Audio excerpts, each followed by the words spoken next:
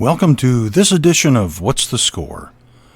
Let me remind you, if you enjoyed today's podcast, please click the like button wherever you listen to this program.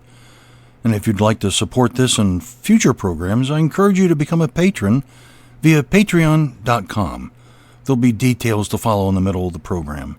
We couldn't do the program without our patrons, so thank you. And enjoy today's wonderful podcast. Today's program made possible by patrons like you.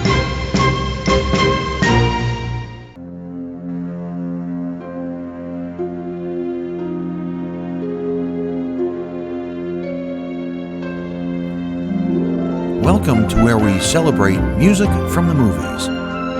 From the golden age to present day, we've got it all covered. We talk to those in the entertainment industry and find out about their favorite scores. You found the podcast, What's the Score? I'm your host, Frank R. Wilson. So sit back, relax, grab a popcorn, and let's see what we'll be hearing today.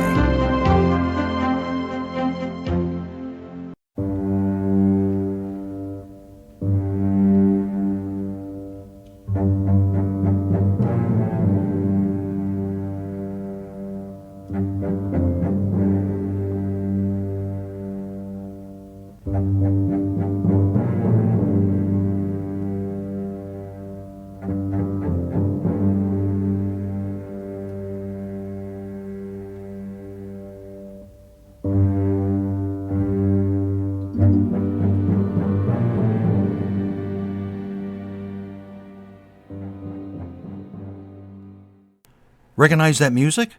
It's a favorite of our guest today. Now, our guest is a DJ by profession, but he has a fabulous Facebook page called Spectacular Cinema Showcased, which posts pictures and comments about films from the past. It's a must-have. If you've got to get this, belong to this web page, Facebook page, if you have a chance. It's absolutely terrific if you're a film lover like I am. Now, his background is varied. He's been not only a DJ, but he's also been a movie critic and a stand-up comedian. Now, his love of film scores is varied, as you're going to find out today from the selections that he's chosen. So I hope that all of you please join me in welcoming Kelly Smith to the program. Hi, Kelly. Thank you, Frank, and hello. How are you? I'm good, and I appreciate you joining us today. Your Facebook page is tremendous. I just get the biggest charge out of it. Being an old fart that I am, I love looking back at the at films in the past, but also you bring up films that are more current and those sorts of things, to be fair, but I just can't encourage people to look it up more. I just hope they do. So anyway, I'm delighted to have you with us today. As all my listeners know, I always like to find out a little bit about the person first, apart from the professional part and the film score part and that sort of thing. So I would appreciate if you could maybe tell us a little bit about yourself, growing up. Where did you grow up? Family, siblings, that sort of thing. You bet. I was born in Tillamook, which is a coastal city town in Oregon. You've heard of the cheese. Well, that's where it's made. Oh, okay. Tillamook. And spent a lot of my formative years, I guess you could say, on my grandparents' farm. My dad was a grocer, and he was working with Safeway primarily. Mm-hmm. And so he moved a lot, and we ended up in Banff, Canada. And wow, I was there, I want to say I was 5 or 6. Then I was in Las Vegas from about 6 to 8. Then we settled in Portland. I was there for the longest time in my early childhood. We were there, moved away from there. We were there, let's say, 62 to 66. And then we moved to Vancouver. And spent some time in Hood River, but I think of Portland as my childhood stomping ground because that was what made the primary imprint on my life. I was lucky. I was blessed with outstanding parents. There was a lot of love in that house, and they were together 48 years. Wow! And there was never a question. There was never, Mom always liked you best, or never was that feeling. Yeah, never was that feeling. There are 4 of us, 3 boys, 1 girl. The boys are 10 years apart, which kind of cracks me up because it's like looking down a tunnel of mirrors. You know, I can look behind me and see where I was, and ahead and see where I'm going. Uh, but it was we all got along. I mean, we're all different, you know. But for all that, there's a lot of love in that family. And I always, as you mentioned, I spent some time in radio, and that was a dream of mine from probably I'd say about the age of 10 Wow. when my voice was still cracking. and and as I grew up, of course, I don't know if everybody remembers this. I know you and I do, but in the '60s, radio was vastly different than it is today. Oh, yeah. Your top 40 station would play the Beatles, yeah, yeah, sure, the Stones, the Supremes, but also Dean Martin, Frank Sinatra, Nancy Sinatra, and Herb Alpert. Yeah. So we grew up. I think we were blessed. I think those of us from that generation who paid attention were blessed with the wide variety of music we were exposed to. And that was, I think, in my opinion, the highlights and the heyday, a real interest and a real surge in popularity of soundtrack music because you were always looking, the studios wanted to promote the films. Yeah. Now, going back to the moving a lot, and I can relate to that. I was brought up in a Navy family, and so we moved every 2 years. Oh, yeah. Looking back, did you see that as a plus or maybe kind of a minus because it was pretty challenging to have to move so much? Well, I'll tell you a true story. We had a family dinner once years ago, and we had just on a lark started counting up the number of moves we made. And it in my life, from birth to 18 years of age, we made 32 moves. Oh, you got me beat. I thought, oh, wow. I had Wow. I had three different high schools, and I know I've read about people with similar histories and talked to people, and it doesn't always. In a lot of cases, they don't view it as a benefit. It was horrifying. You're leaving your friends. You're leaving everybody you know, the city you know. Right. I what it did to me was it brought me out of my shell. I mean, I just got to the point where I said, I'm going to have to make new friends. Okay. Yeah. I mean, you have to. Just for survival, you have to. I understand. I know you do because of your background. But I think it's helpful because I'm not very much afraid of anybody, or I mean, been there, done that, Yeah. and I got to experience, although it wasn't widespread across the country, in this, let's say on the West Coast, primarily in this area, Northwest, Right. I got to experience a lot of different places. So I feel it doesn't really bother me.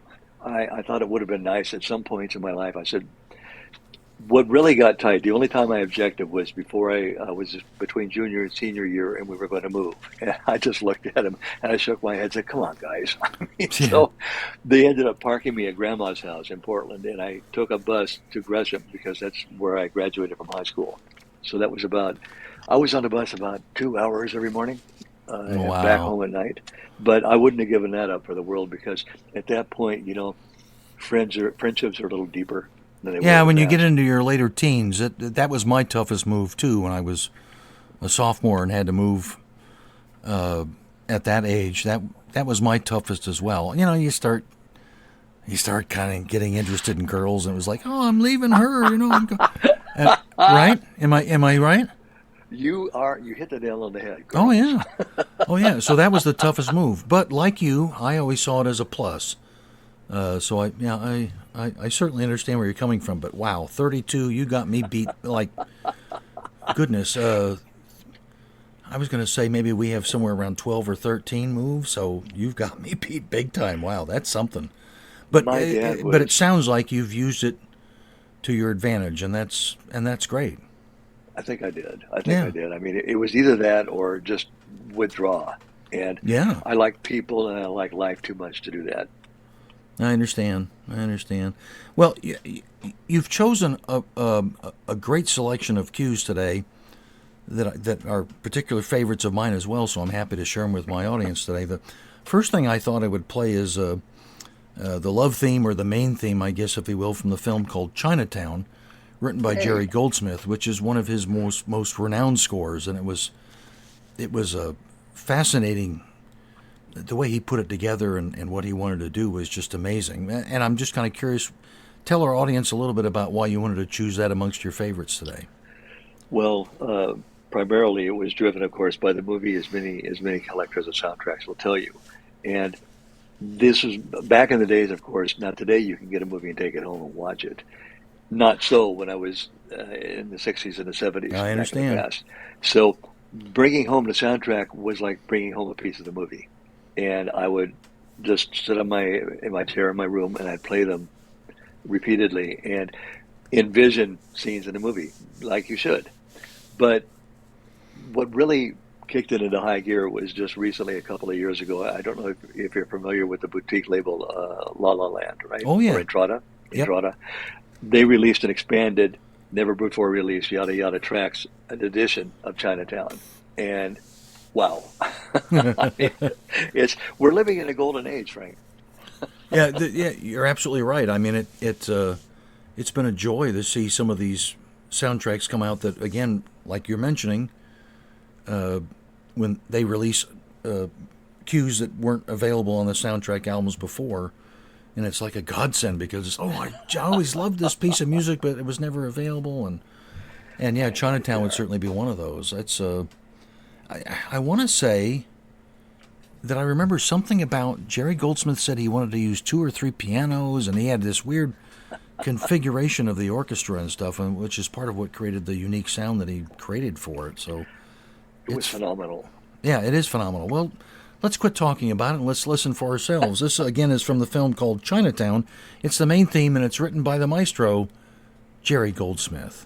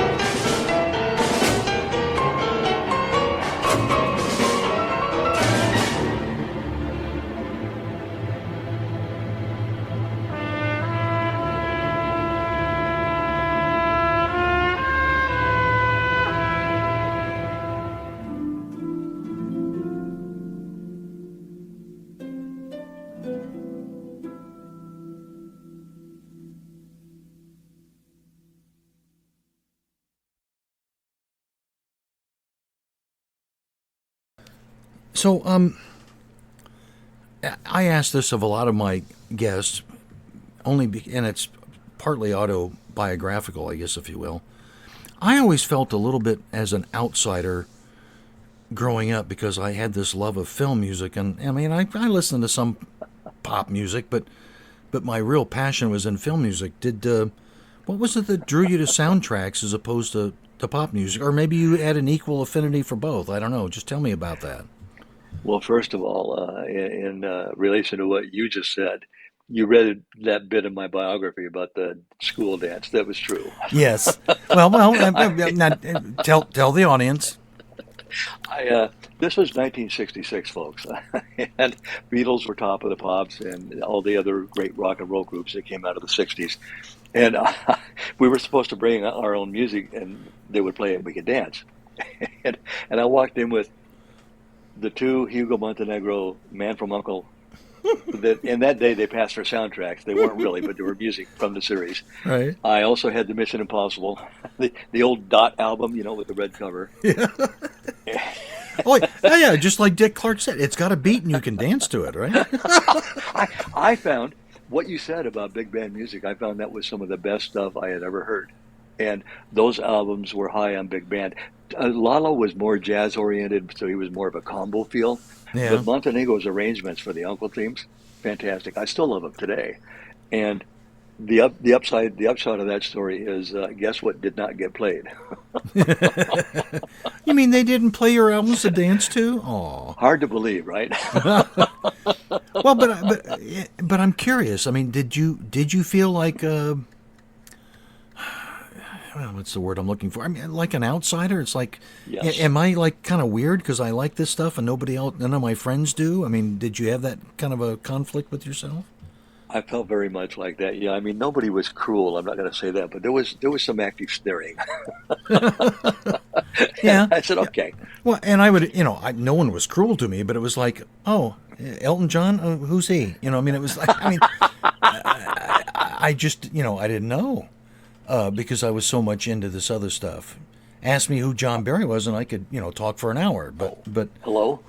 yeah. So yeah, I understand. I mean, it's yeah, and many of the guests that I've had on the program kind of share that same experience.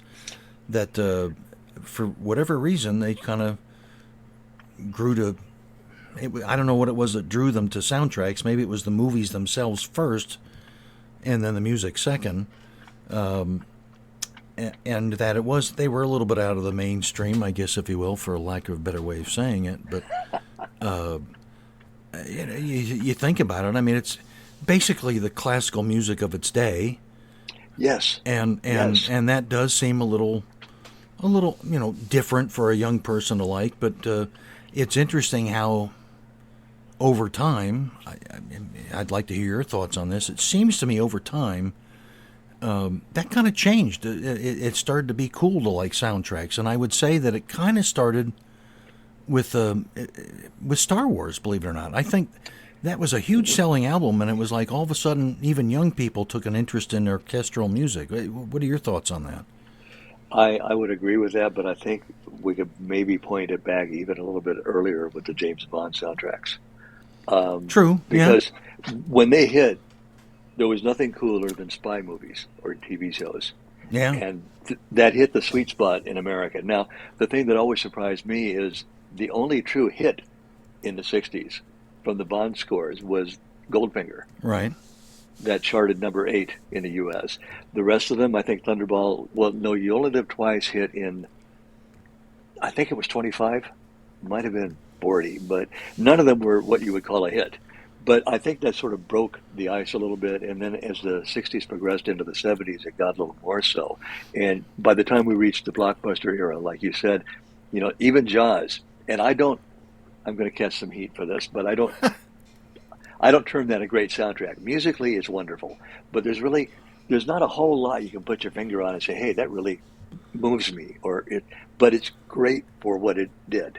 It's great for how it powered the movie. Well, the way I would phrase it, I guess, is that sometimes some scores work great with the movie, but don't work as great as a standalone. Would that be a way to summarize it? That's perfect. Yeah, thank Yeah. you for that. You're absolutely right.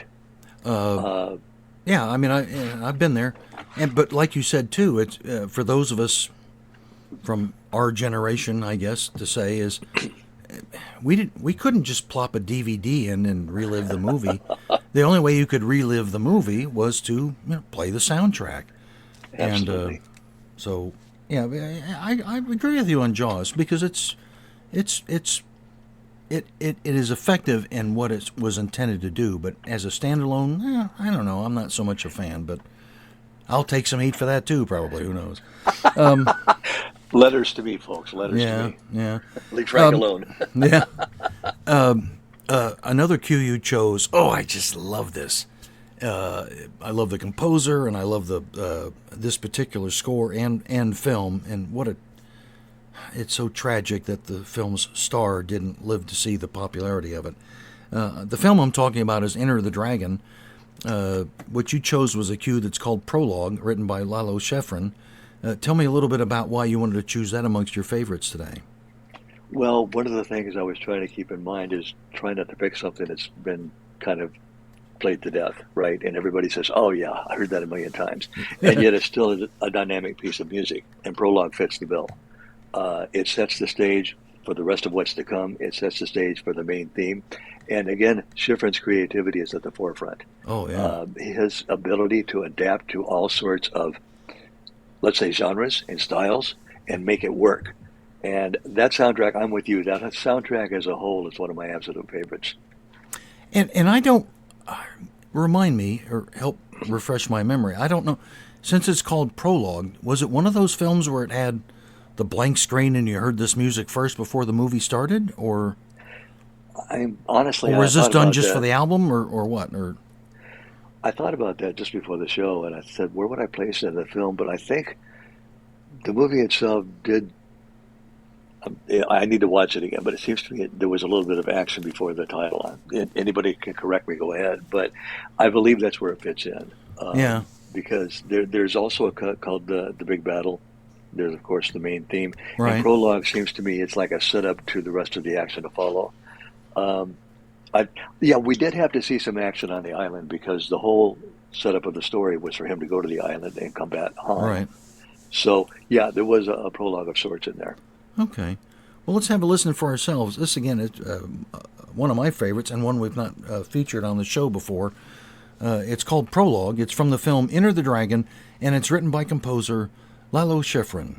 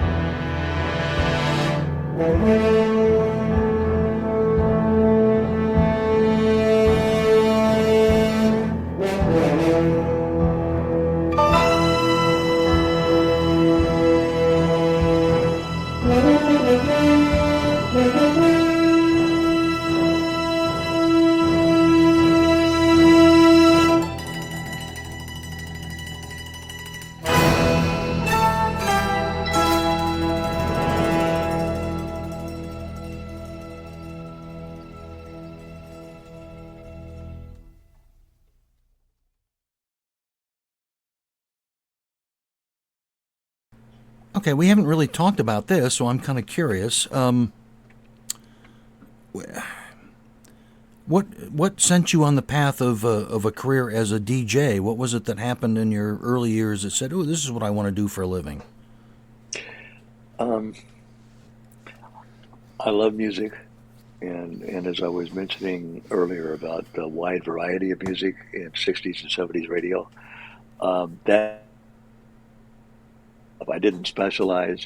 It's I'm all hard rock, I'm all folk music, I'm everything, and that seemed like a great opportunity to get into it, get paid to play music, and on top of all that, I have a really big mouth, so it seemed natural. Di- how has it changed? I mean, well, first of all, are you still currently working in that same kind of a role? I'm not. It has been a few years, but part of my exodus was driven by the change, as you were just talking about Okay, there. well, tell me Uh, about the change then. How has that role kind of changed? we'll take it back to KEX in Portland, and they were I'm going to call them an adult contemporary station for want of a better term, and it went from as most stations did back in the 80s and into the 90s because it wasn't as profitable a field as it had once been the way it was. So they had to search out other things. A lot of them turned to talk. A lot of them turned to syndicated shows. Our station, KEX, ran Tom Snyder on the weekend. Oh wow, okay. And they would have, of course, a lot of sports because Portland's a big basketball town. They love their Blazers. And that was something that they carried through. And then they did, as I said, a lot of talk. They did really, the music was pared back to a basic minimum. It was still fun. It was still music, but you had liner cards, and by that I mean 8 by 10 index cards that they would hand you, and that is all you would read, and that is all you would say. That kind of started to take the wind out of my sails because I think I'm creative. I can be creative, and when I put in a box and told don't go outside the box, it's just wait a minute, this Yeah, isn't what I signed up for. yeah. The fun went out of it, I guess.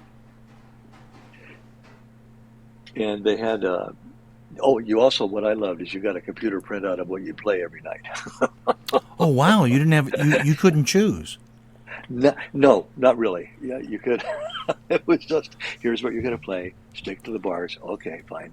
Um, it was it was still kind of fun because I got to listen to great music, and I, like I said, I got paid to do it. But really, I was just kind of a talking head, basically. Yeah, yeah. I I've got a friend who's currently a DJ too, and I need to ask him about this because I'd be curious. I don't know if he's been given more free reign or not, but I could see where that being limited in that kind of a way would be. Well, hey, I'm a performer. I'm an artist, which DJs at least used to be. They didn't just push a button, you know. I mean, there was something to their art, and to take that away must have been very frustrating. So, Well, you know what? what was it that you liked to play? I think you've already kind of told us, but maybe just kind of refresh my memory a little bit. Was there genres or artists that you particularly liked to focus on when you were had the freedom to do that? I yeah, I mean, I went with I liked soul, rhythm and blues. I played that every chance I got. Of course, the basic top 40, I love that. And that's what sort of made it fun to me is I worked at stations where you had a choice, right? You could turn around and look behind you and say, "Hey, here's a B side by Rod Stewart or Sheena Easton. Let's try that out." And you still had the chance to do that. And now everybody, or at the time, the last time I was in it, everybody was so radius conscious, which they always were, but it was getting it was getting to be like a bloody battle. I mean, there was so much competition, and you didn't dare step outside of the lines because top 40, as you probably know, came about merely because, as the story goes, in bars, they would start to pay attention to the songs that got played over and over on the jukebox. Right. And somebody listened to that and said, "Hey, that might be a good idea to put on the radio." It's the songs people like. But at the time, that was a good idea because it was truly top 40, and you had your pick to click. But Today, for instance, if you listen to an oldie station today, if you can find one, it may go top 10 or 15 and no deeper. And, And and you know, I'd be curious to ask you about this. And I'm sorry to cut you off, but no, you're fine. do you have any thoughts about a real popular topic these days, AI? I wonder. I mean, are DJs a thing of the past? Will they be? You know, they could use your voice, make it sound like it's, you know, a DJ that's really working the board or whatever. But I wonder, do you foresee the fact that AI and computer generated DJs are going to take over at some point? Any anything, and it seems to be almost everything in today's world that's driven by corporations, and it's all about the bottom line. You can bet your bottom dollar they're going to get on the forefront of that stuff. And we've seen it happen time and again, right? I mean, when you can get away back in the even in the early days of television, when you can get away with, instead of hiring an orchestra, just run program music. Yeah. That you had people record in a little booth, maybe 8 musicians, and then live with that and use it to run through your series. Well, it's no different today. In fact, it might be a little worse. So yeah, I think AI is definitely going to have a big effect on what kind of jobs there are out there. I always told myself that we'll really have to worry when AI starts to be just funny all on its own. When you hear AI making jokes, we're in trouble. That's a good way of putting it. You're right. You're right. Well, let's go back to some music. You made an interesting choice from a film, and I'd forgotten about it, but it was fun kind of reliving it again. The film is I'm trying to think. It wasn't just called Zorro. Was it The Mask of Zorro? Or Yes. yeah. The cue you wanted to play was a fencing lesson. This is written by James Horner. Tell me a little bit about why you wanted to include that today to listen to. Well, it's one of my favorite scenes, that whole scene where he gets taught to fence, and Hopkins is just basically chastising him left and right and Yeah. slapping his sword away. It's funny, but it's also a very poignant scene because you start to see Banderas maturing into what he's going to become. He starts to catch on. He has to be a little bit bigger and a stronger and a smarter person than he has been.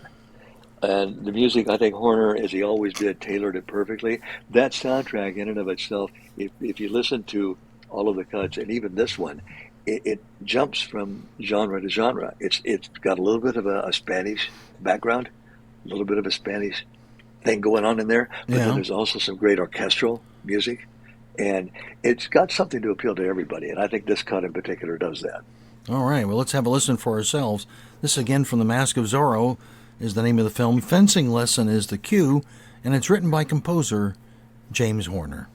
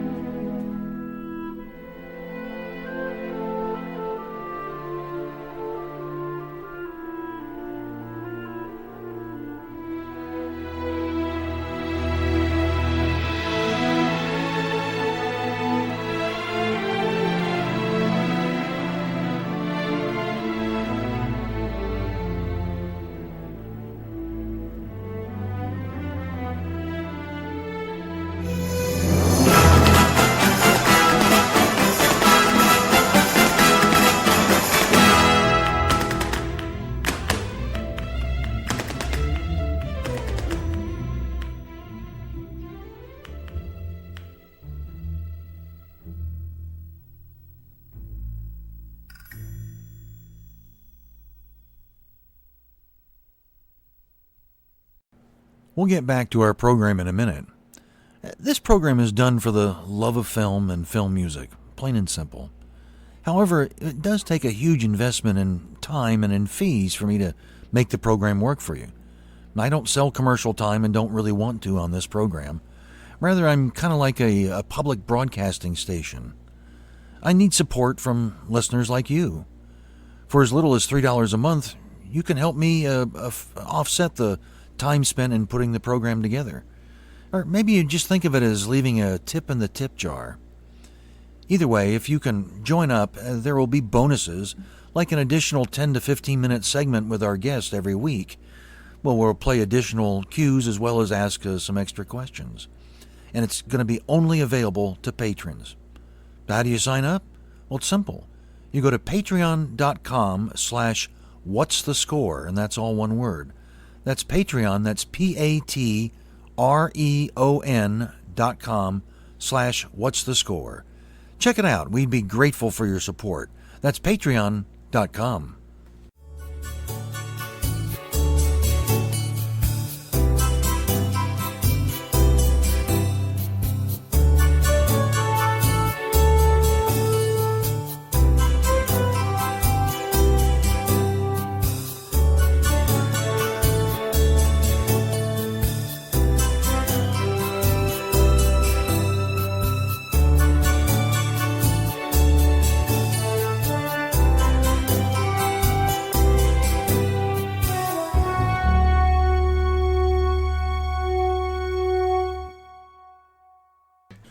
I noticed you mentioned that for a time you were also a film critic on a radio station, and I kind of want to talk about that for a moment. What do you?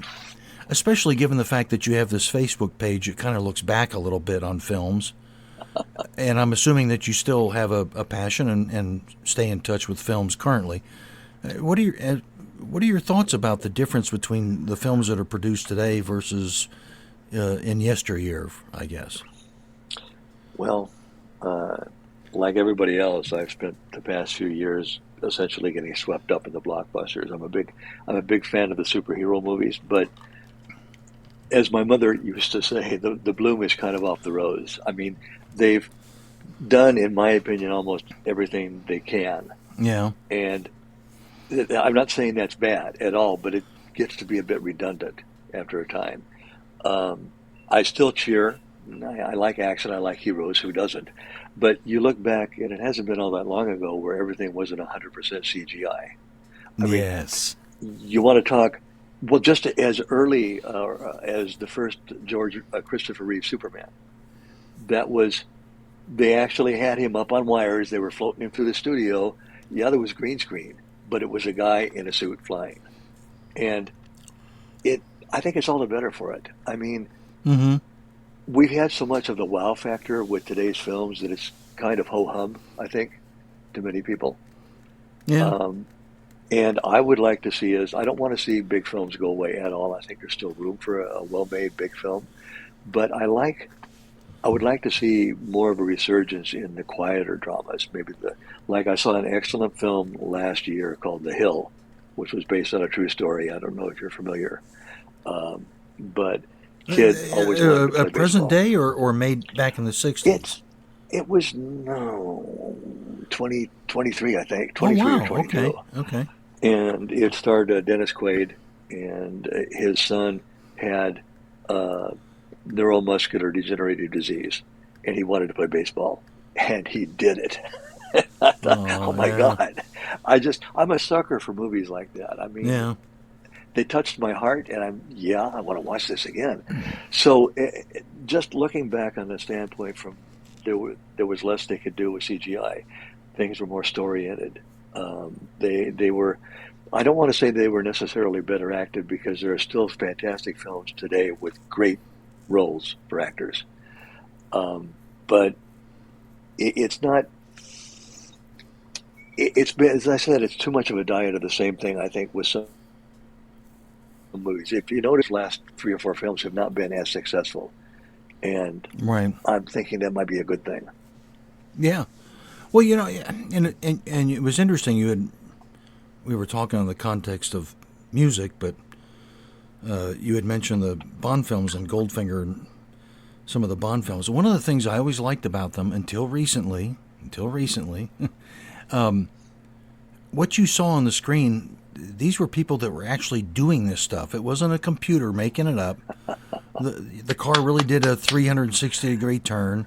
A guy really jumped out of an airplane. He had a parachute under his coat, but still, I mean, this wasn't all CGI. And you can tell sometimes when it's, like you said, a green screen or something like that. But they were real stunts and real people doing these things, and I found that thrilling. Now I'm to the point where, okay. I saw a commercial the other day for I don't even remember what the movie was for, but it was like, okay, more CGI. Okay, that's great. That's isn't that neat what they can do? It's taken it is impressive. Don't get me wrong, very impressive, but I just don't get it as much. I could see where those kind of effects would be effective for commercials. That's what I've always said. For commercials, it's a great gimmick to use. But for films, I'd rather see, people really doing stuff. Does that make sense?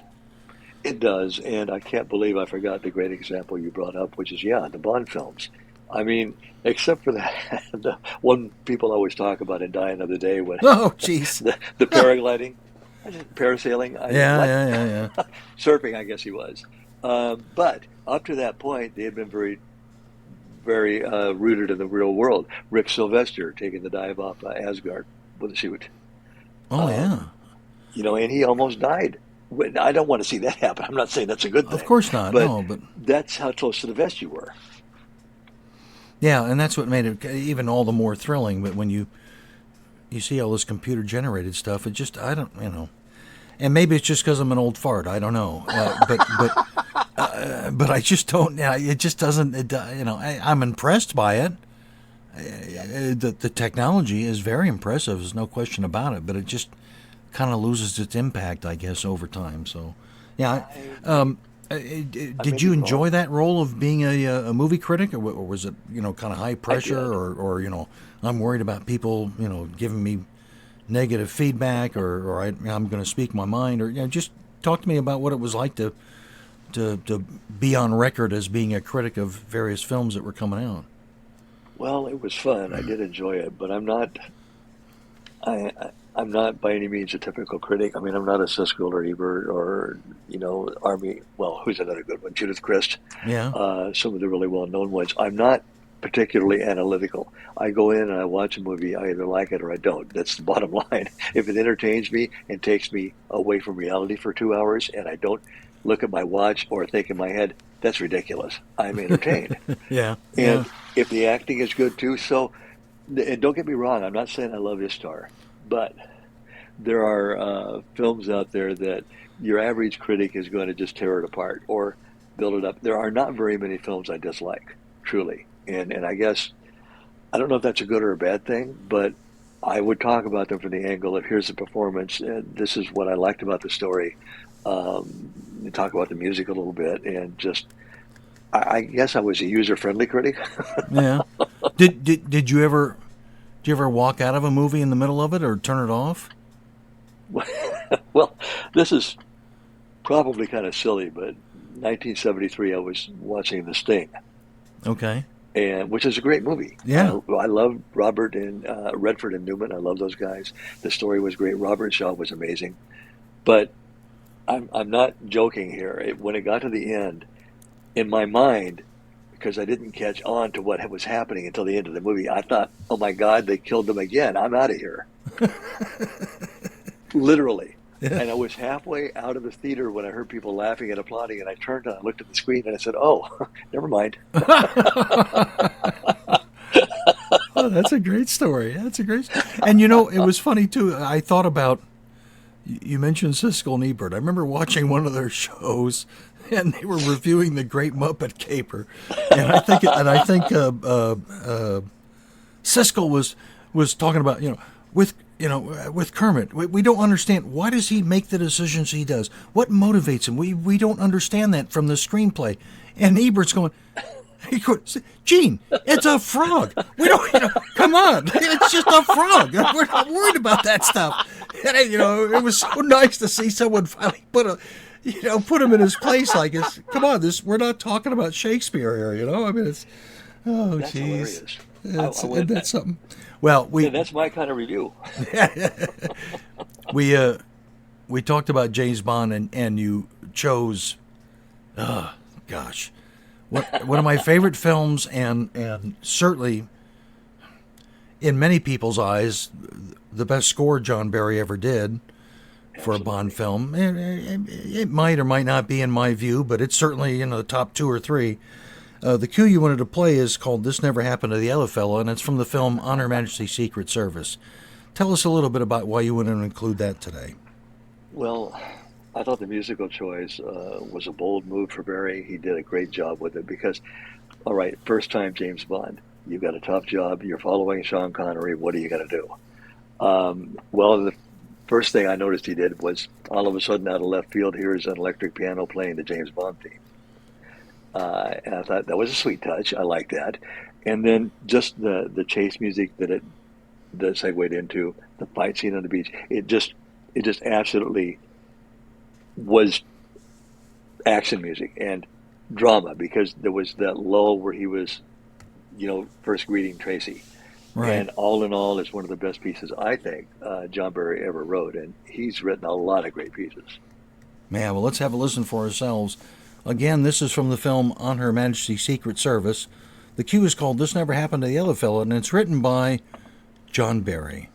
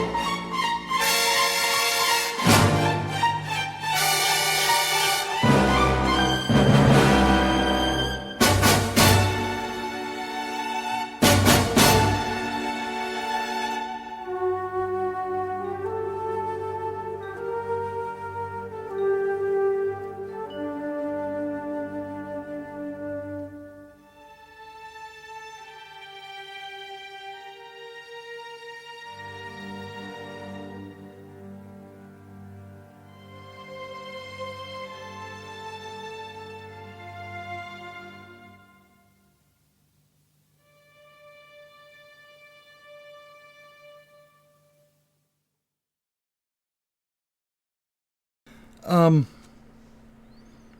actually am going to probably play another cue from that film here in a moment, but I did want to ask you, because all your choices have been, and this is not a critical comment, it's just an observation, because I'd probably choose the same thing, but I noticed that the cues that you've chosen have been by composers that were yesteryear, in an era gone by, and nothing present day. Is there anyone present day that you like, or that you think they're doing well, or you just kind of talk to me about that a little bit? I've been impressed. Sorry, with Hans Zimmer. Uh huh. I like what I've heard from him. I thought he did a great job with the Superman scores, the Henry Cavill. Um, who else would I like today? And you're right, a lot of my music for movies is from the past, but some of the other Star Trek scores, aside from Horner, I mean, well, here we go in the past again. Jerry Goldsmith did the first one in the Star Trek series, Right. but I think, oh my gosh, terrible time to draw a blank. No, no, no. I almost, Well, what I find, and it's funny. I'm not even sure I could really name for you other than Zimmer. I don't know if I could actually recall names of other composers that are hot right now. And then again, I'm not watching as many films as I used to. But the thing I've noticed, and perhaps I'm just not in touch with what's out there, but it just seems to me that melody has kind of disappeared from film scores. It's I hate to say this, a lot of times it's just noise. Okay, guys, here, let's just try to play something. There's no melody or structure to it. It's just, especially action scores, and of course they're trying to compete with all the sound effects and everything else. So it's hard to have anything that you could leave the theater humming a tune to or something like that. Does that make sense, or do you see it differently than I do? it does, and I think you put it in a nutshell very nicely. That is a large part of my disaffection for much of the contemporary music. Although I have been impressed with the last, I think, three Mission Impossible soundtracks, and I think it's the same guy. Forgive me, I'm drawing a blank on his first name, but I believe his last name is Balfour. Okay. I think I'm like you. I'm drawing a blank, but that does ring a Oh, bell. Yeah. Lauren Balfe. I Oh, yeah, apologize. yeah. It's Okay. Lauren Yeah. Balfe. I thought they've done a nice job, and of course, I'm a little bit prejudiced in this regard, even with a modern music soundtrack, because it features Schifrin's cues. Right. Yeah. I Yeah. mean, you're going to get the plot in almost every one of the You movies. almost have to include that. That's just iconic. Yeah. But you're right. I mean, it's there's nothing that really I find too exciting in music today, and I think that's because music has perhaps more than it ever has in the past taken a back seat to what's happening on the screen. Yeah. Yeah. Um, I said I'd play another cue from On Her Majesty's Secret Service, and it is one of my absolute favorites. And I was so happy. I mean, it sounds silly. I sound like a fanboy, but I guess I am. When they re-released in 2003, the unreleased music, and I was so happy they released this. The cue is called Gumball's Oh, Safe. yes. And I'd love to hear your description about why it is that you love that particular cue and wanted to include it today. Well, it's one of the most exciting pieces of music for an action film that I've ever seen in my life, especially when it's mainly driving suspense. It's not a lot of action in that scene. He's breaking into a Yes. safe. But my God, it just tightened my shoulders up unbelievably, and it builds to such a wonderful climax. Yeah, I mean, Um, can you imagine? Turn the sound off and just watch that scene, and it would be as boring as all get out, really, when you think about it. yes, But it would. but it's the music drives that. That's one of the things I always liked about Barry, is that there were times when he'd fall back. When an action scene didn't need music, there was no music in it. But there were times when a scene did need music, and this was one of them. And it makes the scene so much better. And I was so glad that was included in the re-release. Oh, yeah, that one, and the other one that I'll just briefly mention is, Sir Hilary's Night Out, or Yeah, Ruled by My Yesterdays. That is yeah, gorgeous. oh, absolutely. And then the one it wasn't even in the film. Oh, doggone it! Now I'm going to forget the name of it. Shoot. Well, the people who are James Bond fans, I know the one I'm talking about. It's like Dawn at Piz Gloria, I think maybe is what it's called, or something like that. Oh yeah, It's just oh gosh, yeah, it it's gives me beautiful. goosebumps. It's such a beautiful piece of music, And it's and I probably know one of the someone most has written lyrical about. soundtracks. Yeah, someone posted on Facebook where it would have been in the film, and I think they actually played that music to the scene or whatever, but for whatever reason Peter Hunt took it out. But anyway, let's Frank, go ahead and as a hear real this. quick, Yeah. I'm sorry, I was just going to say as a real quick aside, since you're such a huge fan of the James Bond soundtracks, I recommend this great book by John Burlingame, the James Bond music, Oh, the jeepers! the You music don't. of James Bond. Yeah, you don't have to recommend that. That's already been on the shelf for a while.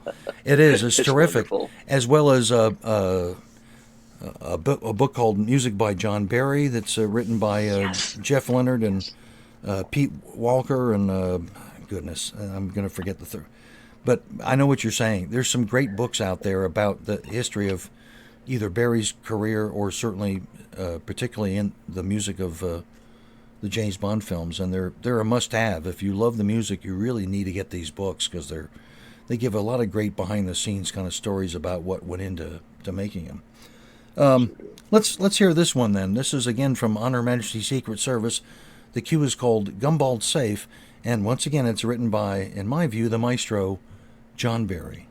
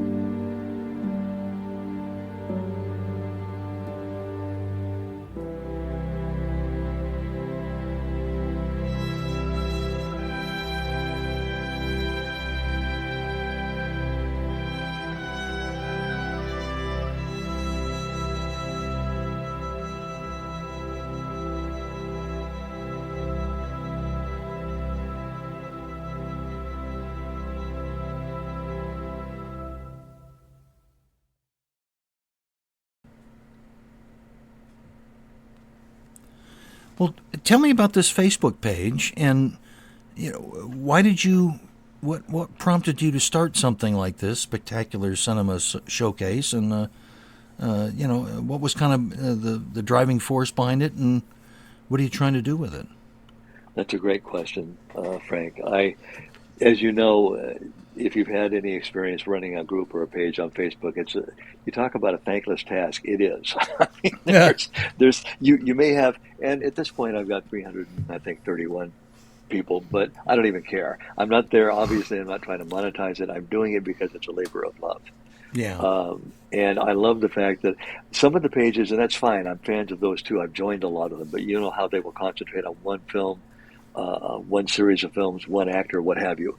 I deliberately chose to avoid that so I could have free range. If a movie caught my eye, I'd say, okay, we're going to feature it. It doesn't matter if it's 1930 or it's 1990. It doesn't matter. Yeah. And the other reason this might answer your question also in a way is that every movie that you see me feature is in my collection. Okay. Yeah. So I had to have some place to show it. Yeah, you had to justify having it in your collection, right? So I'm sorry, I had to buy this because it's on my Facebook page, so I had to get it. But you really do a nice job of a real broad spectrum of films. You're right. I agree with you. It's not focused on any one film or one genre or anything like that. It's really all across the board, and I couldn't recommend it highly enough. To others who, if you enjoy films and kind of remembering the magic of certain films over the years, either through a photograph or through memories and thoughts that you share, as well as some of the people that follow it, it's a great page. I really love it, and so I'm really glad you started that, and it's been my pleasure to kind of be a part of it and follow it along. Thank you, Frank. I think you were one of my charter members, in fact. Might be, I don't know, but it is. I can't encourage our listeners enough to subscribe to it. If you love film, I think you'll get an awful lot out of it. Again, it's on Facebook and it's called Spectacular Cinema Showcase. Look it up and subscribe. I don't think you'll regret it. For folks that want to kind of follow you or know what you've got going on and those sorts of things, how do they do that? I mean, we've already mentioned one thing, the Spectacular Cinema Showcase. Do you have any other social media presence or other things that you're doing that you'd like to let people know about? I really don't. It's just the showcase is the one that I can do, and it's the only one I really have time for. But it's my passion project, and I regard it a bit less to say about Mel Brooks's films or Woody Allen's films. If you don't think this is funny, wait 3 minutes. And that's my aim with the movies. If you don't like this movie, well, look down below. Yeah. Because there's something that's going to strike you. I mean, I even took a bold move and featured a movie that everybody hated. Because I said, I thought there was something of value to it. It was Cutthroat Island. That's what it was. What the biggest disaster in years. And you just recently did that, didn't you? Or had some post I on did. that? Yeah, I saw it. Yeah. Well, here's the funny thing. It just came out in 4K, and who'd have thunk that? Just because it's out on 4K doesn't mean it's good, right? You sound like my ex-wife, Frank. So, and is it only on Facebook, or can people also find that on X or Instagram or wherever? Or Yeah, only on Facebook. Okay. I'm going to tell you a little secret here. I don't understand how TikTok, Snapchat, or Instagram work. That's no secret. I don't understand it either. All I know is that some things I post on Facebook show up on Instagram, and that's automatic. I don't do anything with it, so it's but yeah, I understand. Kelly, look, it's been a delight talking with you and getting a chance to know you a little bit and hearing about your career and your thoughts on film music. I've enjoyed it. I hope you have as well. Yeah, I had them all. Thank you, Frank, so much. Oh, my pleasure. So once again, I want to thank our guest, Kelly Smith, for joining us today. on the program. I also want to thank all our listeners, but in particular our patrons who help support the program through patreon.com. Again, my sincere thanks. Couldn't do the program without you, believe me. And I hope you've enjoyed the program. And I guess with that, there's only one thing left for me to say, and that's simply this. My name's Frank Wilson. My time's up. I thank you for yours. Thanks for listening to What's the Score?